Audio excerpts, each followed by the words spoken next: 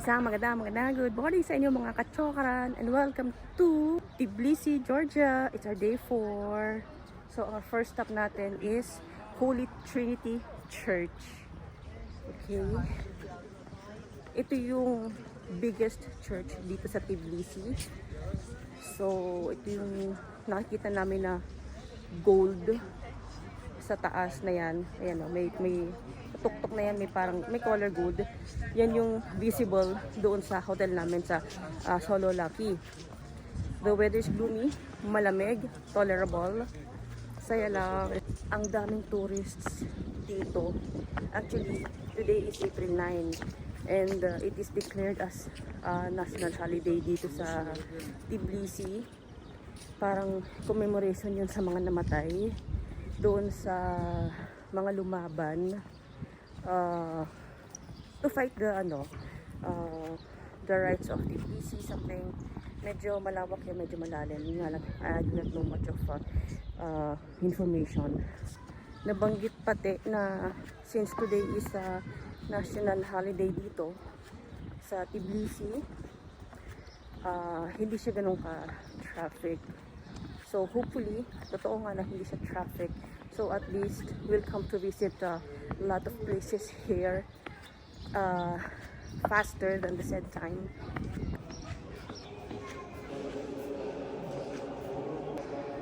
Upon coming here, you have to wear modest. Siyempre, respeto. Kasi simbahan to eh.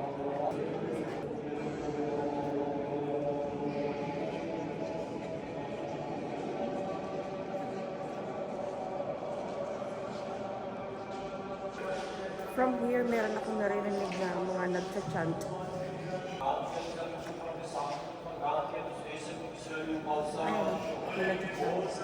Off limits na dito. We're not able to pass through here. For sure, may something kung bakit hindi nila pinapadaan ng public dito. So, I wonder kung ano yun. And for sure, ito rin yung upuan ng hari nung araw. May tubig dito, napansin ko.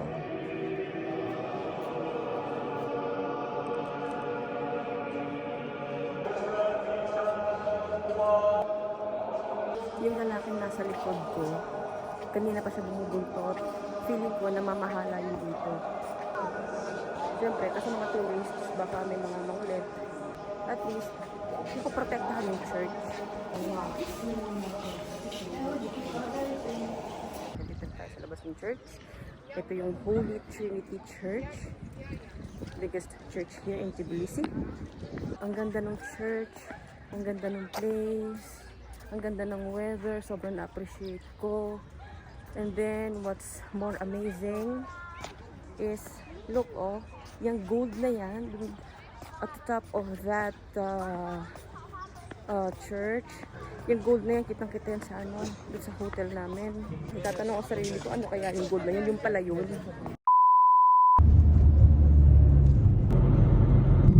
Madami daw tao ngayon. Second stop, Chronicles of Georgia.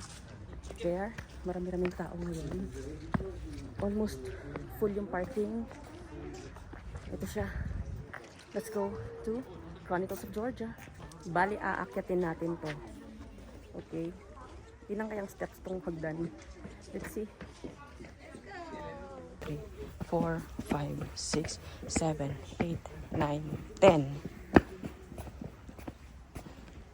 11, 12, 13, 14, 15, 16, 17, 18, 19, 20, 36, 37, 38, 40, 41, 42, 43, 44, 45. Dito sa kinatatayuan ko, nakaka 45 steps na ako. So tuloy-tuloy natin ang pagbilang. Ito. 45 steps na ako.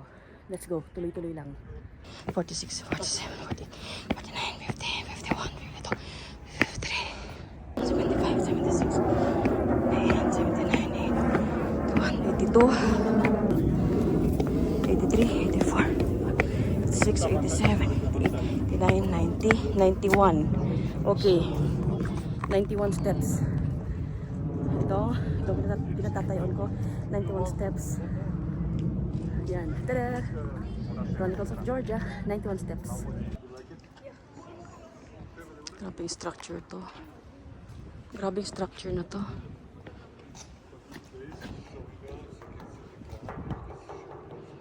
Ano to, bakal?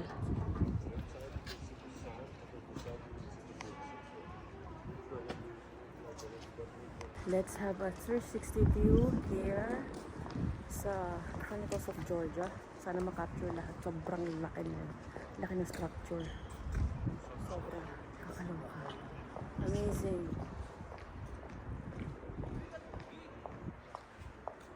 Laki. Yung taas nila. Grabe.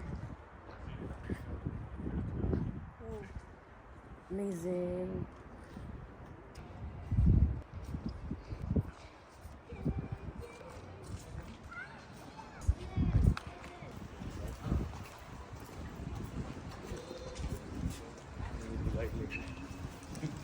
This was built in 2009.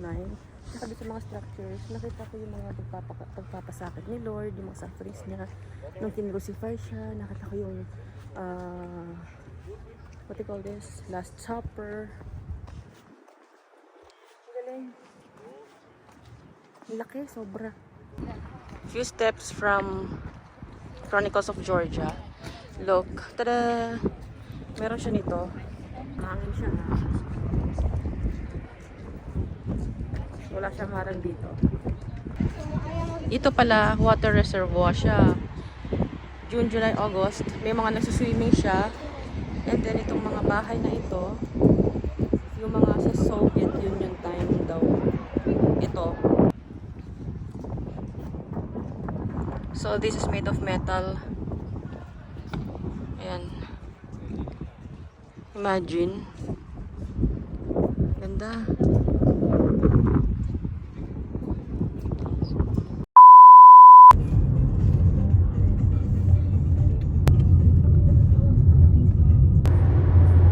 East side ng Georgia.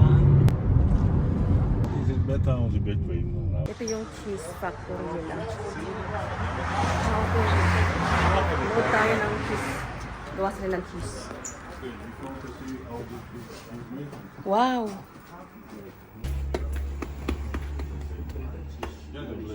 Ah.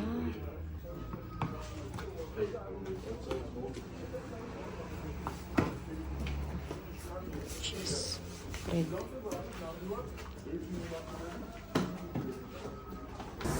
So this is how they make their authentic bread. Ayan o. Ang init o. Ito yung pugong nila. Actually, ako yung natatakot kay ate. Kasi pag naglalagay siya ng tinapay doon sa pugon, parang, alam mo yung cooking kebot eh, nakatulog siya. Ayan o, tingnan mo. Oh. Ito lang naman ang lalaglagan niya pag nagkataon. From here, ang init ng ano, ng baga. Oh, Diyos ko po, Panginoon ko.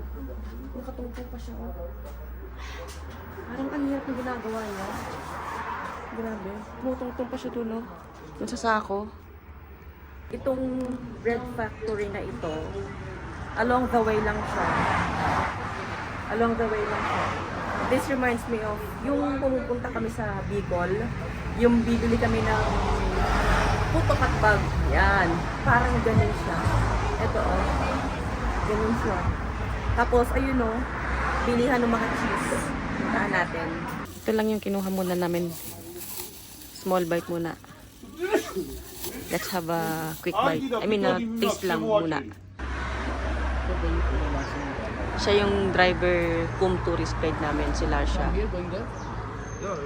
Inaantay lang namin na maluto yung bread.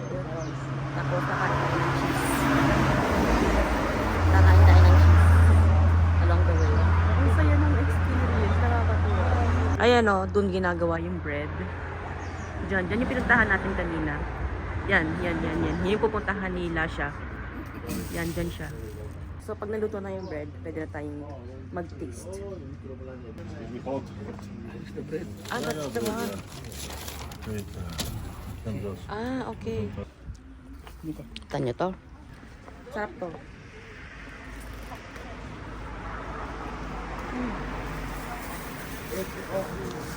Yung bread, 1 lari. Yung kaninang cheese, na nakalagay sa plastic. 5 lari siya. Sarap. Authentic yung ano niya, yung pagkain nila.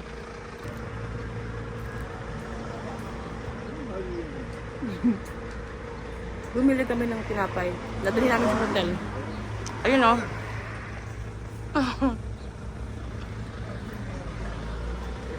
Bumili kami ng tinapay. Baon namin sa hotel. Take out. Tinapay. Saka yung cheese. Sarap. Must try this. Ay, magloba. The best. Try nyo to. Sa must try. Ulitin ko. Yung tinapay, 1 lari lang. Yung cheese na hawak ko kanina, naka-plastic, 5 lari lang siya. Sarap.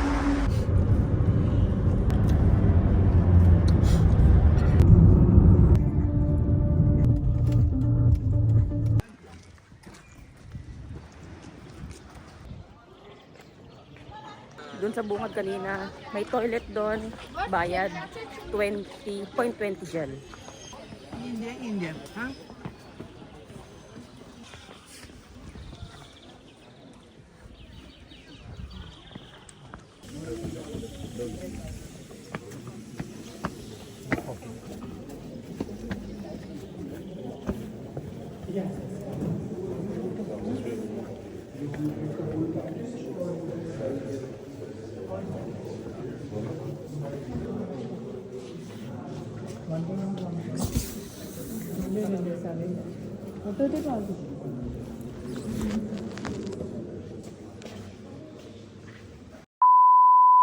Itong church na to, sa loob, bawal mag-video. Nandun yung Saint Niño's grave. We knelt down and people prayed. Pwede ka rin sindi ng candle and then pray. So almost similar din siya ng mga churches na visit natin from earlier. The only difference is dito, medyo strict sila.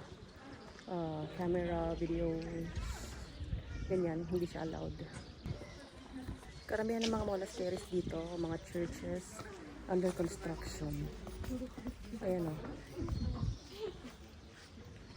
Pasok tayo. So, dito rin sa church na to, bawal din ang camera, bawal ang video, bawal na mag-take ng photo.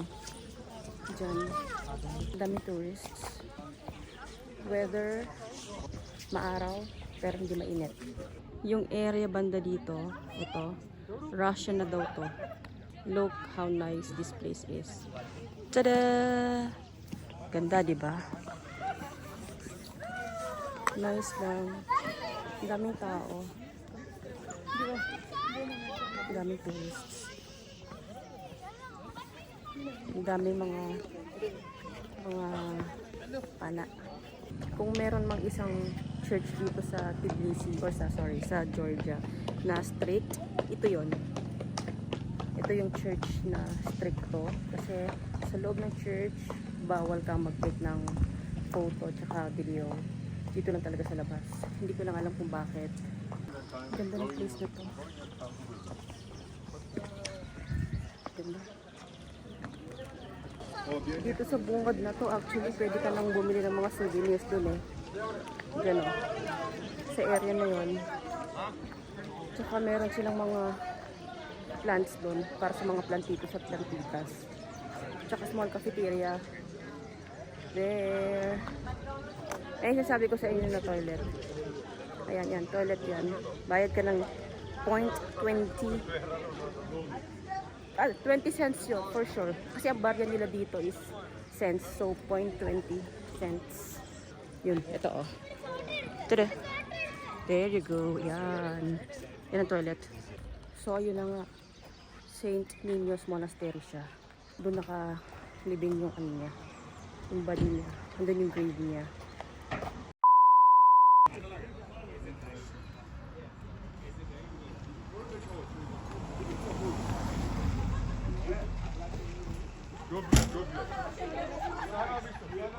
Maganda na yung weather. Tingnan mo, oh.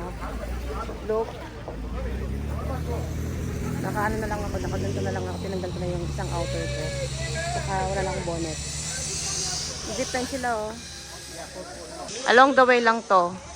From St. Niño's church. Few minutes away. Ang dami na yung zip line dito sa area na to. Ang tarik, oh. Ito, oh. Ah, ang tarik, oh. A few moments later. Our next stop is Signaki. Daming tao.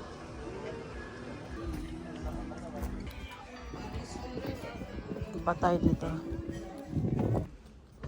Okay, may toilet dito. Saan kaya sila? Bakit ako dito sa... Ay, wala.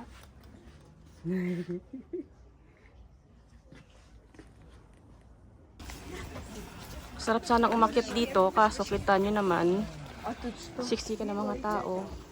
Ayun. Siksikan eh. Daming tao. Tsaka parang one way lang ang ano doon, no? Oh. Mahirap dumaan. So, hindi tayo makakaano. Daan dyan. Nothing special, pero sige. Okay.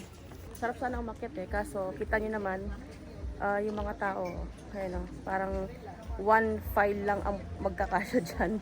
Pag gusto mo mag-double line, eh, masikip na. So, dito na lang tayo. Anyway, for the video, napuna na naman natin siya. So, at least na-sight na natin siya. Tawag na dyan ay, ano tayo ito? China wall. Pero nice. It's good.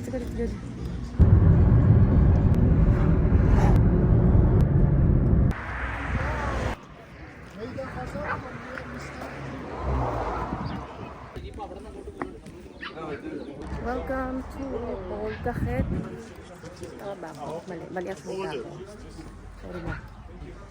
May tasting dito.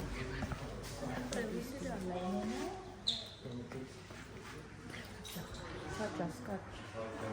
Grabe ang mga wines dito. Ang cha-cha is Scotch. Cha-cha means Scotch dito. Ayan ang cha-cha. Cha-cha, Scotch. Whiskey. Bakit ang kalagayan nila? Laki.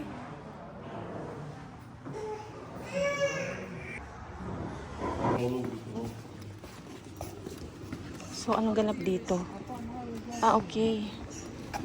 So, lalabas ka dun sa mismong bilihan. Ito na yung parang pagawaan.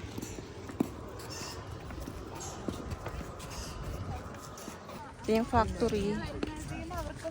Bago kami makapasok dito, may briefing munang nangyari. Like 5 minutes or less ata yun. So after briefing, ito na kami, nakapila na kami. Pasok na kami doon sa wine factory. So doon yata tayo papasok. Malawak siya, ha?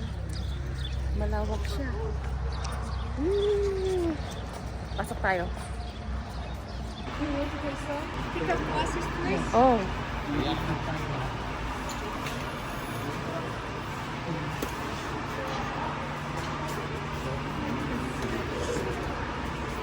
So, okay lang mag-take ng video dito. Mula doon sa bungad, she asked us to take a glass. So, we'll have a taste of their wine. Ang laki na ano, woo! Kaloka.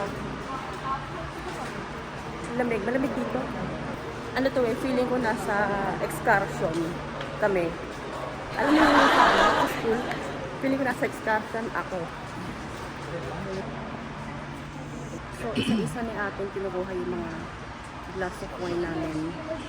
And then, from that, parang siyang silo. She's filling up yung parang champagne to eh. Also something. And then we have to taste it. Margo ba? Ano kaya to? No, the proper way how you taste the wine is to do like this and then you smell it.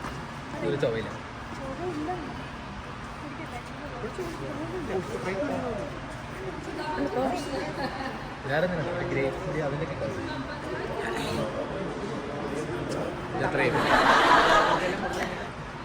White dry wine. Medyo matapang siya. Matapang. Medyo matapang yung concentration niya. Fresh grape from skin and making wine without skin. And with this grape, we also making wine rosé. And when you're making rosé, making the skin and became different color, like naturally pink. From here, we have to remember kung ano yung number ng wine na pinataste sa amin. That was number 27, dry white wine. So next one is 22.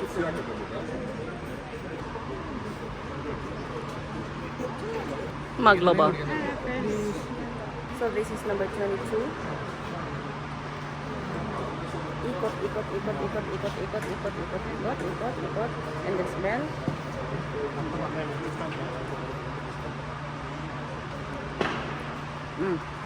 This is semi-sweet, no? Mas mababa ang tapang niya. Yung kanina medyo matapang siya.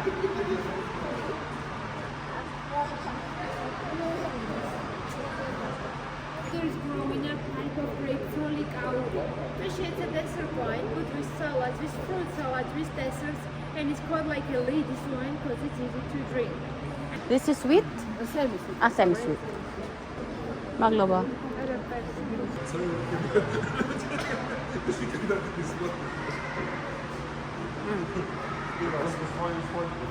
This number 24, semi-sweet. Goods din siya.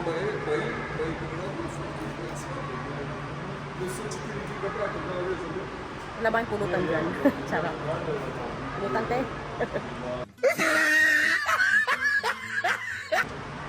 Sarap to.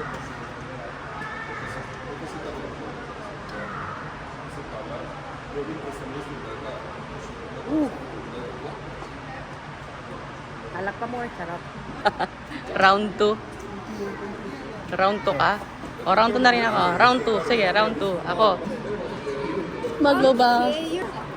Round 2. Round 2.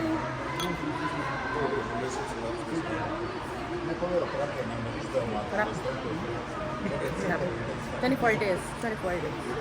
Semi-sweet. Semi-sweet. So, yun na nga po, nag-enjoy kami sa aming excursion. Ang excursion po namin ay alak. Sangka. Okay. May isa pa. Akala ko tapos na. Meron pa pala. Sarap nag-enjoy ako sa aming excursion dito po sa Georgia. Paka. Magloba. White Gaga. Semi-sweet, number 20.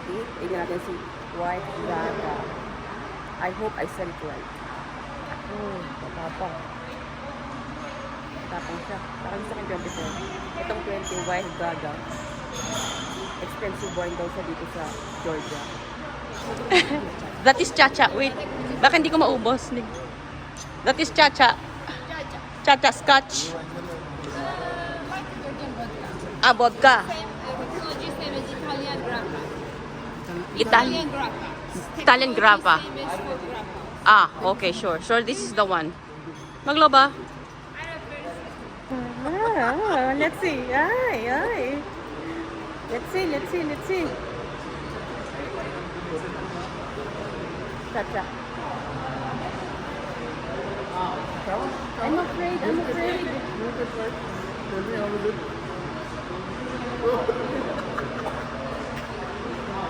It's very strong. Very strong. Sorry. It's very strong. 40, 50% alcohol depends. I cannot. Nahilo ako. Ayoko, hindi ko kaya. I cannot. So, yun na nga. Kumuha kami ng isang bottle nung number 24 that costs 44 lari. Okay, let's go. Medyo matapang yung ano, Chacha. Naloka ako. Medyo tinamaan yata ako. Matapang yung Chacha, matapang. A few moments later. Tinamaan ako ng very, very light doon sa ininom namin. Lalo yung Chacha, yung taas. Ang tapang. Hindi pa ako nakaisang sip ng halos eh. Dinampi ko lang sa labi yung ano eh, Chacha. Pero ang tapang. Let's eat, let's eat. Kain tayo. Kain tayo. Oh, nice. Cute. Mas mura dito kumpara dun sa kinainan namin kahapon. Bread. Ito yung same na kinain namin sa Armenia. Ang sarap nito.